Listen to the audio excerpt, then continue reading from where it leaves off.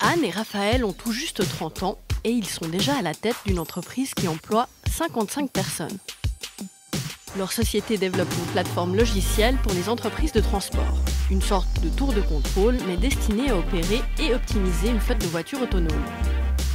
Notre logiciel n'a pas la responsabilité de conduire les véhicules, mais il a la responsabilité de choisir en temps réel quel véhicule fait quoi, va où et à quel moment. Ce genre de système est nécessaire pour une raison assez simple, c'est que les véhicules autonomes sont individuellement intelligents, mais ils n'ont pas d'intelligence collective. Donc les véhicules sont capables d'aller de A à B, mais le vrai enjeu, c'est d'envoyer le bon A et le bon B au bon véhicule au bon moment. Si dans la même flotte, on a des véhicules de type et de marques différentes, il faut une plateforme tierce pour faire ce genre de décision. La start-up est née à l'EPFL qui achète alors l'un des premiers prototypes de navettes autonomes. Anne et Raphaël participent au projet et réalisent alors le potentiel de leur technologie. On a réalisé qu'un certain nombre d'entreprises dans le monde développaient des véhicules autonomes, mais ces entreprises se concentraient sur la technologie dans le véhicule et pas sur une plateforme qui permettait d'opérer une flotte. Depuis sa création en 2014, l'entreprise a levé plusieurs dizaines de millions de francs. Elle a doublé ses effectifs en 1 an et ouvert un bureau à San Francisco. Mais les voitures autonomes n'arrivent pas aussi vite que prévu sur le marché. Leur fiabilité semble être en cause.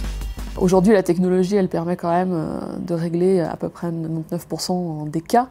Et c'est ce passage aux 100% d'autonomie qui va prendre encore un petit peu de temps. Je pense qu'on verra des déploiements de véhicules autonomes relativement rapidement, cette année ou l'année prochaine, mais dans des circonstances très précises, dans des environnements restreints et à des vitesses limitées.